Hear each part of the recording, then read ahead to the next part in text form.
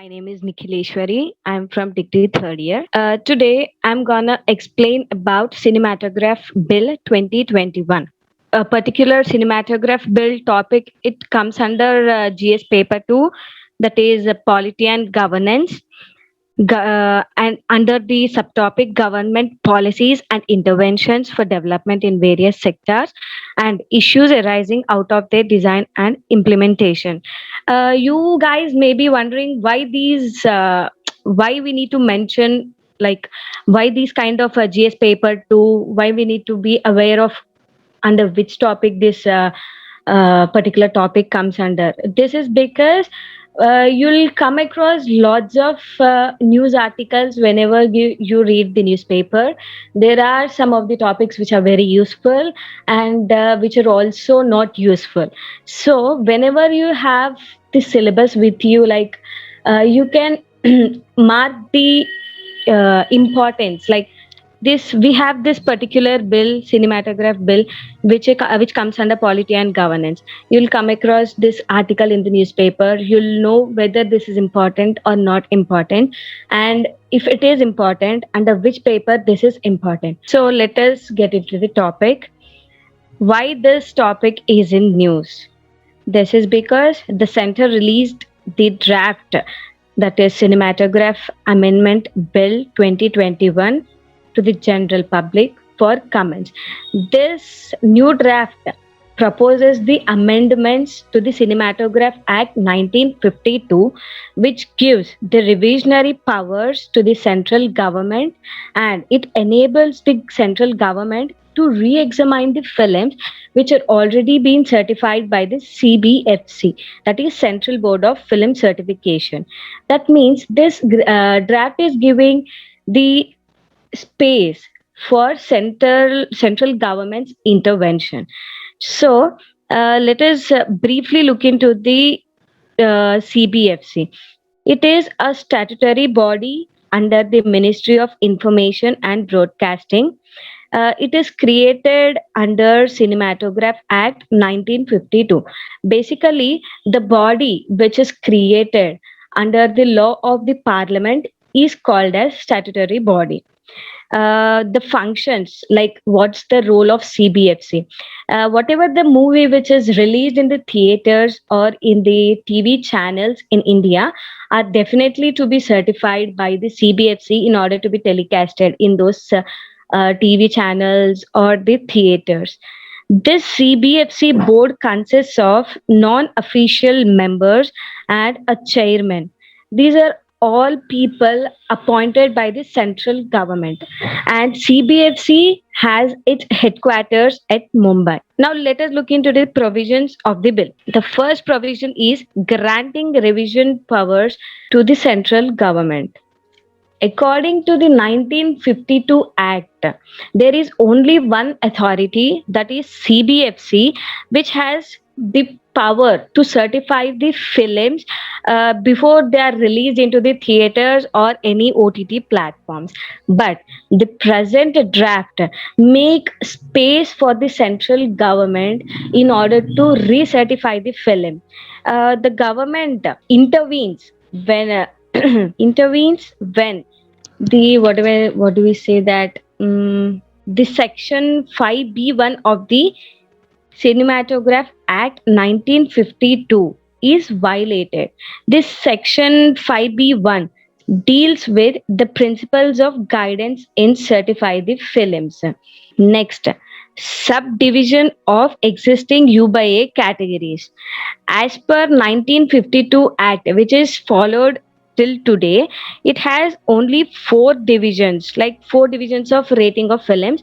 That is unrestricted public exhibition U, and next second one is unrestricted public exhibition, but with a word of caution that parental discretion required for children below 12 years. Third is restricted to adults and restricted to any special class of persons. The example for U category movie can be like Maya Bazaar. I think most of you are familiar with this film. And the example for U by A film is Dear Comrade. And the example for A rated movie is Arjun Reddy or RX 100, etc. And the S rated movies, these are what do we say? These are related to only some particular class of the society, like it is for doctors or scientists. For example, there is a movie called Human Centipede. In this movie, a German surgeon conducts inhuman experiments on three people who he has kidnapped. Like it is related to the surgeon department, so it is related to doctor's profession. So it is a S-rated movie. But as per the new draft, the U by A category is still classified into three more subdivisions, that is U by A 7 plus, U by A 13 plus, and U by A 16 plus. U by A 7 plus means these movies can be watched by the people who are above 7, and 13 plus the people who are 13 above, and 16 plus the people who are 16 above. But to be very honest, most of us are not at all concerned about the certificate or the rating of the movie. We'll just go to the theater and we are just getting annoyed of the ads which we get before the starting of the film, like Rahul Dravid's advertisement and Mukesh Bhaiya's advertisement, and we are just concerned about the entry of the film, like entry of the hero, and the title. Whenever the title appears on the screen, we are very much ready to click a picture of it and put it on our WhatsApp status with a caption called "It's Showtime." I'm saying this because this is what I do all the time. I'm never concerned about the certification of the film, but we have to be very cautious about this certification. Next, the third provision is related to film piracy. According to the 1952 Act, there are no punishments which are given when a film is being piracy, when a film is under piracy, and it is not at all considered as a punishable offense. But the new draft makes a new section, that is 6AA, which prohibits the unauthorized recording, that is nothing but piracy. Uh, this makes the piracy as a punishable offense. The punishment for the piracy, according to the new draft, is 3 years of imprisonment, including fine. And next provision is eternal certification. As per the 1952 Act, the certificate which is given by the CBHC is valid only for 10 years, and in order to extend its validity, we just need to renewal. We just go for a renewal of the certificate for every 10 years. But the new draft proposes that to certify the films for perpetuity, that for eternity. That means for it lasts forever. Now let us look into the advantages of bill. The government's revisionary powers, whatever the powers which government took, like re-examining the film and recertify, this helps to protect the country's security and integrity. Whatever the content which is shown in the film, which hurts the country's security, I mean, which threatens the country's security and integrity, can be censored by the government's re-examination power.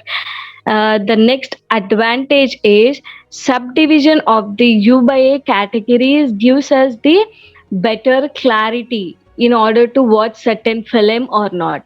Let us understand this topic by a simple example. You went for a film which is U by A category. Like for example, we can take the example of Dear Comrade movie. You're watching the film. This is going very smoothly, but suddenly you can see some of the intimate scenes between the movie. Then you'll be like checking your chappals or sandals, whatever, like how they are looking, and you'll also check the chair you are sitting, even though you can't see anything in the dark room. This is because in order to avoid the awkwardness in front of your parents, don't feel very comfortable in watching such kind of scenes. So whenever this kind of like 7 plus 13 plus and 16 plus categories are divided, we can have a clarity that whether to watch this film or not.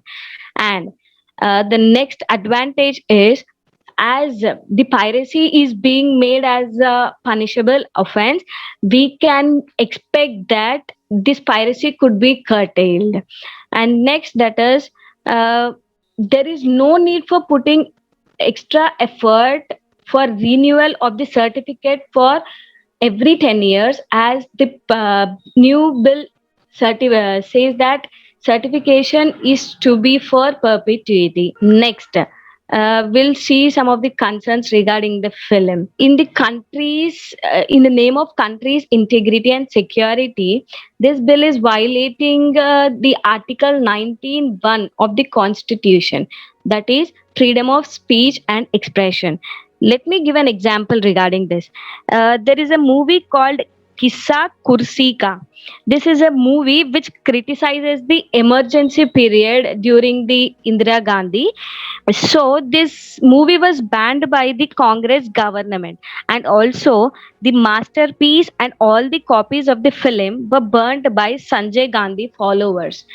Means they're taking the chance of this what do we say, protecting country's integrity and security, in and also this is violating the freedom of speech and expression. And next, the next concern is, it nullifies the Supreme Court's judgment. In 2000, there was a there was a court case called KM Shankarappa versus Union of India, where the Karnataka High Court said that there is no power for the center in revisional powers with respect to the films that are already certified by the board. This was also upheld. This decision was upheld by the Supreme Court, but this new bill, this nullifies the Supreme Court's judgment. And next concern is, it incurs huge loss to the production team. That means whenever let us take this scenario, a film is certified and it is allowed to what do we say, it is allowed for screening in the theaters, but the government's intervention for re-examining it comes and says to keep the film on hold.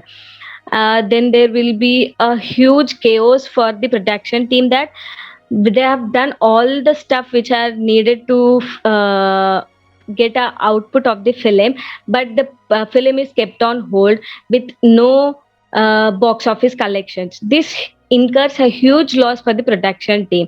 This is one of the concerns, and it also affects the creativity of the artists.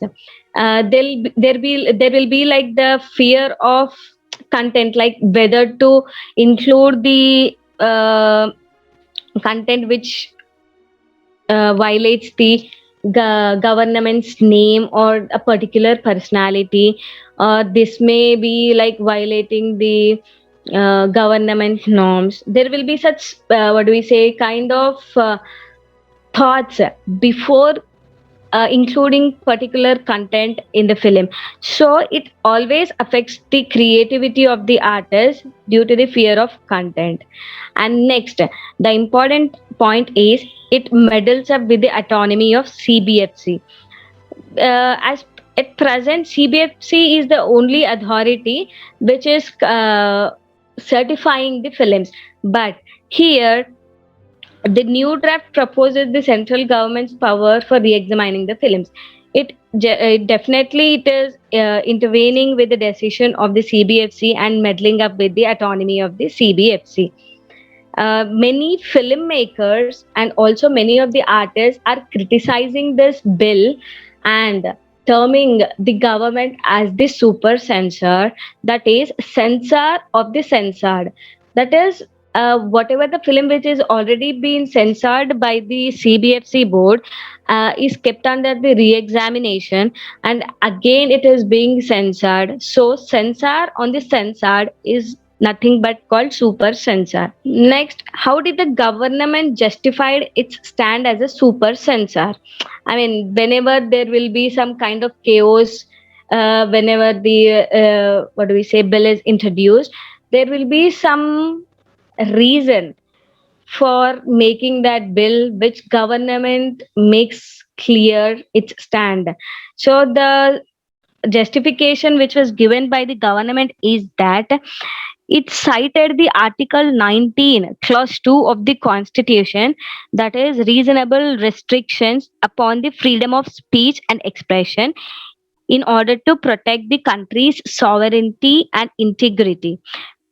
And next, it also stated that the government will only intervene in such cases only when the content of the film impinges the country's security and integrity. So there are some prelims questions. There are no questions in the previous years.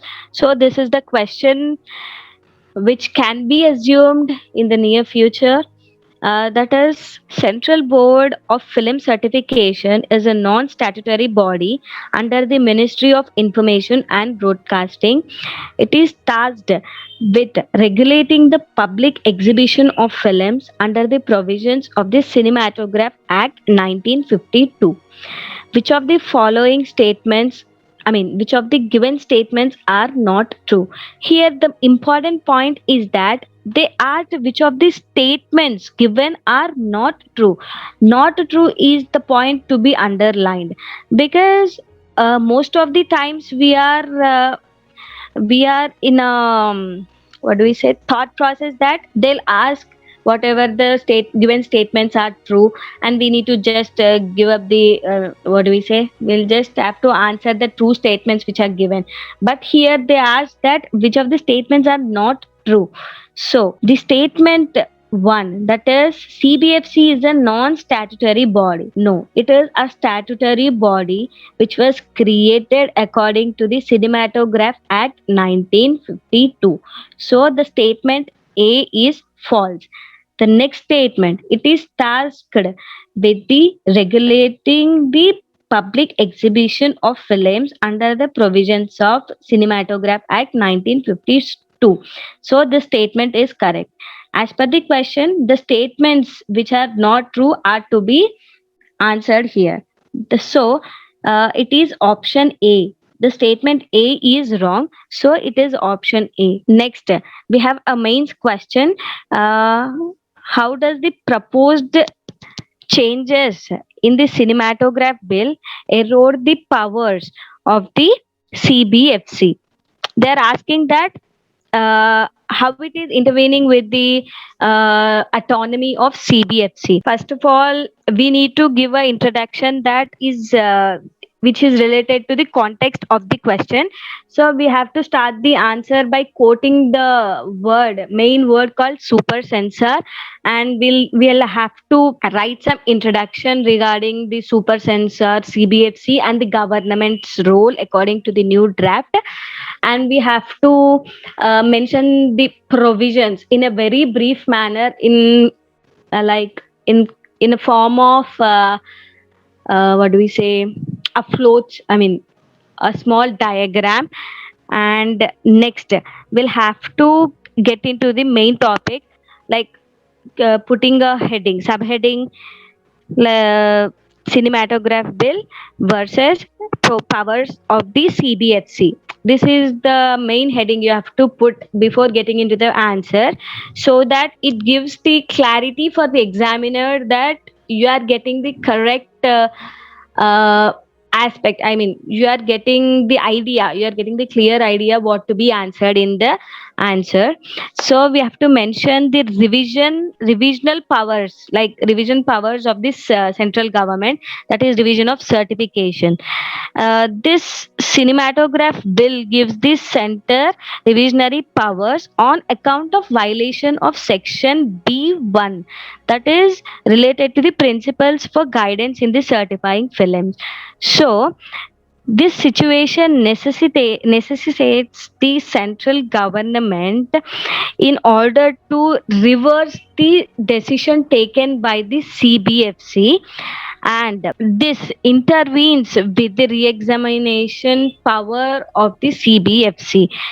And the current act in section 6 already equips the center to call for records of proceedings with respect to the film's certification, but it is unable to use this power as the central government had upheld the verdict of the uh, Karnataka government, I mean Karnataka's High Court's judgment in KM Shankarappa versus Union of India case. So the government now, by introducing this bill, it is nullifying the 2000 November's case of KM Shankarappa versus Union of India case, and it is citing that uh, Article 19(2) of the Constitution in order to justify its stand. And next, we also have to mention the consequences of government's intervention in this process of film certification. That is, it is what do we say?